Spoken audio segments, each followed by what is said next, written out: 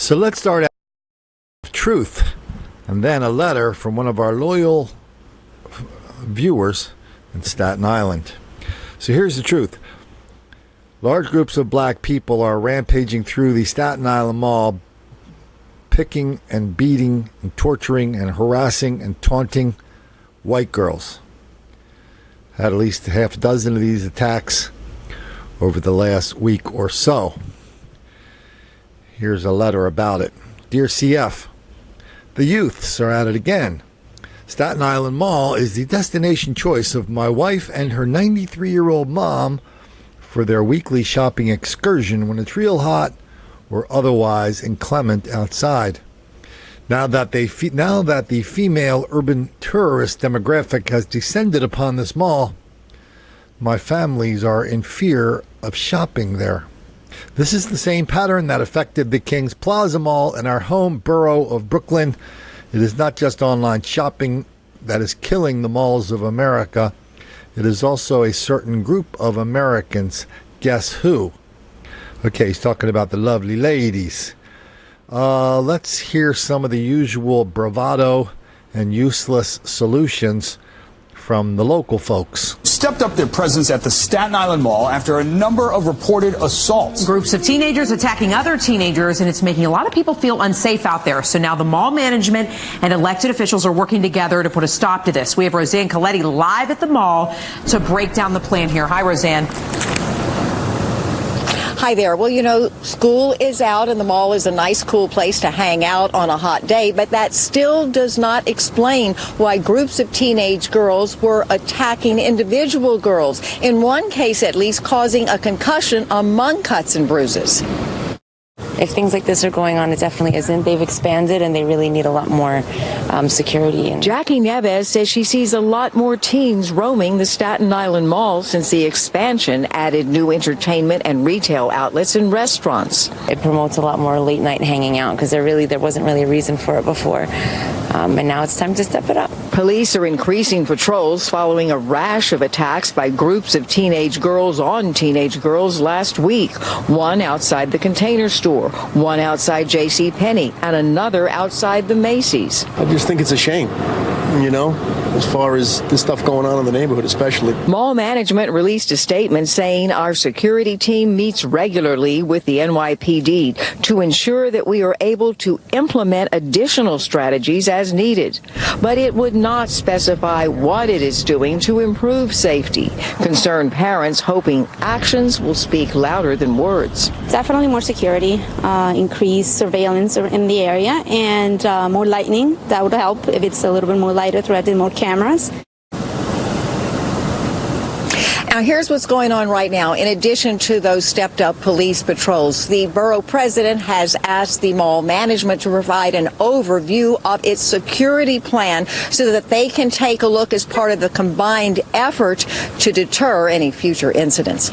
We're really here to say that we do not want this to happen. Something like this happens, we are going to speak publicly. It's time that we as Staten Islanders roll up our sleeves.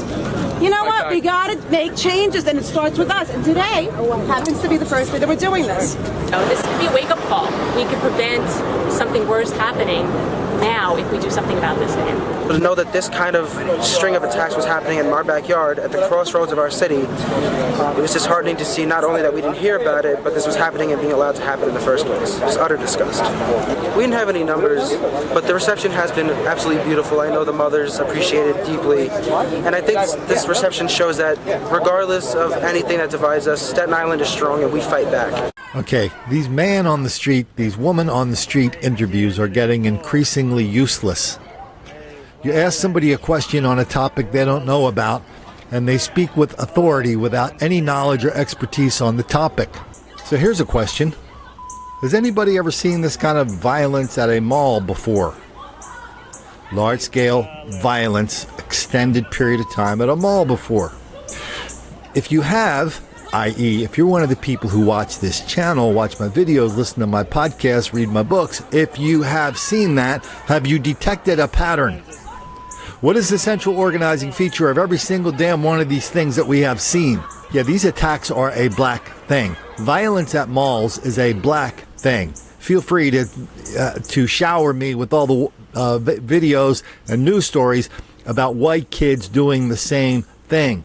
Go ahead. Make my day. Please, sir. I want some more. But you probably already know that we have hundreds and hundreds and hundreds of these kind of examples of black people doing this all over the country year round. In the summer, they say it's the summertime. In the winter, they say, well, it's just a Christmas thing. Here's another question. What gave those lovely chocolate ladies the idea that it would be okay for them to rampage through the mall, beat the piss out of white girls without any consequences? It happened 6 times. I'm coming.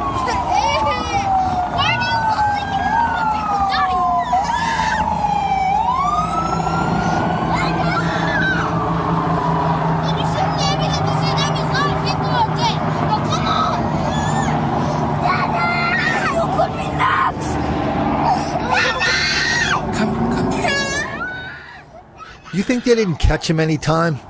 Do you think they didn't know who they were? Or did they catch him a couple of times, including several episodes we never heard about, and just told him to get the hell out of there and never come back? That's what happens, because we can't arrest our way out of this mess, right? So what's going to change with that? Who's going to put the lovely young ladies in jail for assault? The local DA? The local cops? The local judges? Are they going to do that? If they do, that means they're going to have to change, because they don't do it now. That's where the lovely ladies got the idea they could do that consequence-free in the first place. Look, they're letting killers out of jail without bond right now. What do you think they're going to do to a couple of young black girls who go around beating the crap out of white girls? What do you think that where does that fit in the scope of things? Not much.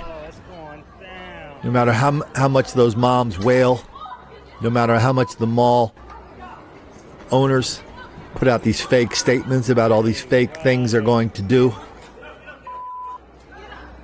because doing something to stop the black-on-white violence in public places in this country, that would require one thing nobody's willing to do. That is make the black kids angry.